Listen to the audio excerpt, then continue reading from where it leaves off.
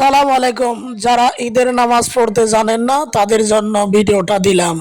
সকলে শেয়ার করে দিবেন। ঈদের নামাজ যারা জানেন না ভালো করে ঈদের নামাজটা শিক্ষা করে নেবেন। ঈদুল ফিতর হোক অথবা ঈদুল আজহা হোক, উভয় নামাজের পদ্ধতি একই এবং উভয় নামাজের পূর্বে কোনো আজান একামত দিতে হয় না। এবং সেই সাথে আরও বলছি, ঈদুল ফিতর কিংবা ঈদুল আজহা উভয় নামাজ অতিরিক্ত 6 তাকবীরের সাথেও পড়া যায় এবং অতিরিক্ত 11 কিংবা 12 তাকবীরের সাথেও পড়া যায়।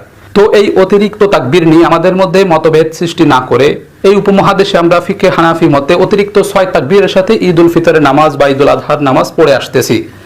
আমরা অজু গোসল করে পবিত্র হয়ে যখন ঈদগাহে যাব, একজন মুসল্লি হিসাবে জামাতবদ্ধ হয়ে কাতারবদ্ধ হয়ে দাঁড়িয়ে কিবলামুখী হয়ে অন্তরে প্রথমে নিয়ত করব, তারপরে তাকবীরে তাহরিমা আল্লাহু আকবার দিয়ে হাতটা বেঁধে ফেলবো। হাতটা এভাবে বেঁধে ফেলার পরে প্রথমে সানা পাঠ করতে হবে, আল্লাহুম্মা বাঈদ বাইনি অথবা সুবহানাকা আল্লাহুম্মা ওয়া বিহামদিকা ওয়া তাবারাকা ইসমুকা ওয়া তাআলা জাদ্দুকা ওয়া লা ইলাহা গায়রুক। সানা পাঠ করার পরে আমরা অতিরিক্ত 3টা তাকবীর দিব।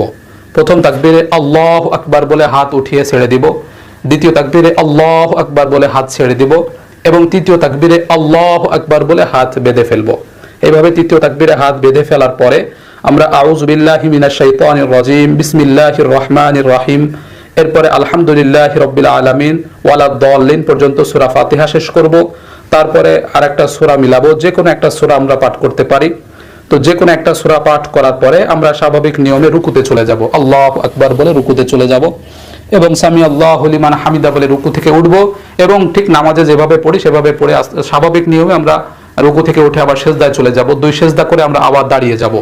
এভাবে দাঁড়িয়ে যাওয়ার পরে হাত বেঁধে আমরা বিসমিল্লাহ পড়ে সূরা ফাতিহা আবার পড়ব এবং বিসমিল্লাহ পড়ে অন্য যে কোনো একটা সূরা মিলাবো।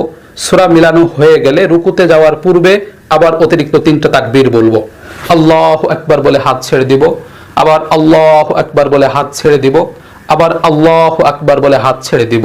এই হলো দ্বিতীয় রাকাতে অতিরিক্ত 3 তাকবীর এবং চতুর্থ তাকবীর আল্লাহু আকবার বলে রুকুতে চলে যাব।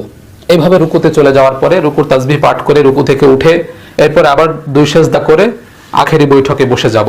বৈঠকে বসে গিয়ে আমরা তাশাহুদ, আত-তাহিয়াতু, তারপরে দুরূদ শরীফ, এরপরে আমরা দোয়া মাসুরা পাঠ করার পরে দুদিকে সালাম ফিরাবো, আসসালামু আলাইকুম ওয়া রাহমাতুল্লাহ, আসসালামু আলাইকুম ওয়া রাহমাতুল্লাহ। এভাবে নামাজ শেষ।